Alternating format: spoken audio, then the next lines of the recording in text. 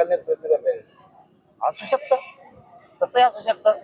आता देवेंद्र फडणवीस साहेबांनी, शिंदे साहेबांनी, आपल्या विखे पाटील साहेबांनी मराठवाड्यातल्या मराठ्यांना आरक्षण दिलंय.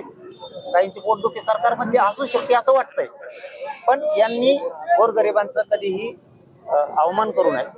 पुन्हा जर मराठ्यांच्या नादी लागलात ना तर मग अवघड होईल.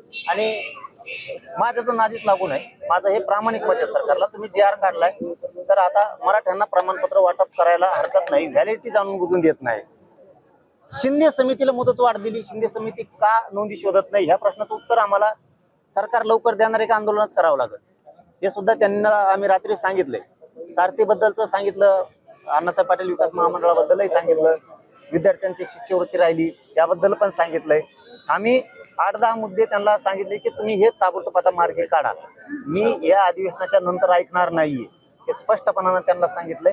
आणि पुन्हा जर आंदोलनाच्या भूमिकेत आलो तर सरकार मी प्रचंड अडचणीत आणेल. भविष्यात सरकारच्या मंत्रिमंडळात फेरबदल झाला तर धनंजय मुंडे प्रयत्न करतायत अशी माहिती. यायला काही नका काढू, जाऊन तिकडे.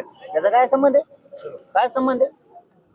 अहो नुसतं मंत्रिपद द्यायचं म्हणलं तर अजितदादांचा पक्ष इतका ट्रोल झाला होता सोशल मीडियावरती, आपल्या मीडियाच्या माध्यमातून सुद्धा. दिल्यावरती पक्ष संपल ना. त्यामुळे भाजप जवळ नाही करीत. भाजप काय हाताने लफडगाड्यात गुंतून घेईल. विनाकारण रक्ताने हात भरलेल्या लोकांना सरकार का सांभाळेल? भाजपमध्ये जाईल ते भाजप का मंत्रिपद देईल? खुन करण्यासाठी द्यायच्यात का? संतोष भायांना न्याय नाही आणखी देशमुखांना. त्यांचा खून केला गेला त्याच्याच कार्यकर्त्यांना, त्याला मंत्रिपद देणार का भाजप? राष्ट्रवादी तर देणारच नाही, कारण द्यायच्या अगोदर त्यांची इतकी आली तर दिल्यावर पक्षच संपल. मला नाही वाटत भाजप राष्ट्रवादी जवळ करून मंत्रिपद देतील, मला वाटत नाही. आणि मी त्याच्यावर बोलत नाही, असल्यावर बोलायचं सुद्धा नाही. दिवसच चांगला जात नाही. असे रक्ताने हात भरलेल्या लोकांवरती कधीच बोलायचं नाही. चांगल्या नेत्यांवरती बोलावं, वैचारिक वाद सुद्धा असावं. तेव्हा जर आता घातपाताच्या सुपाऱ्या देऊन आमचेच लोक पुन्हा स्टँड केलेत त्यांनी, आम्हाला कळत नाही काय? आम्ही पूर्ण माहिती घेतोय ना. तसं काय नाही, तू काळजी करू नका म्हणा.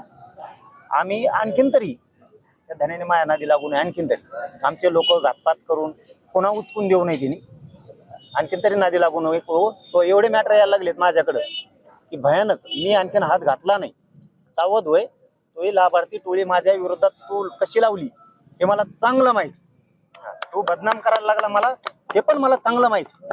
तू माझेच लोक माझ्याच विरोधात उचकायला लागला. त्यांना अंधारातून तोही लाभार्थी टोळी, धन्याची लाभार्थी टोळी अंधारातून त्याला सपोर्ट करते हेही आम्हाला माहिती. तुझे इतके मॅटर आलेत, तुला त्यातलं एकच सांगतो. मी आणखी हात नाही घातला.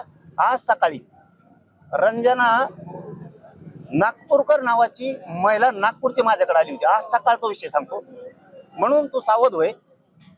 ही इतकं भयानक. नवनवीन घडामोडी पाहण्यासाठी स्टार महाराष्ट्र न्यूजला सबस्क्राईब करा आणि ताज्या बातम्यांचे अपडेट मिळवण्यासाठी बेल आयकॉनला प्रेस करा आणि परिपूर्ण बातमी बरोबर रहा, इतरांपेक्षा एक पाऊल पुढे.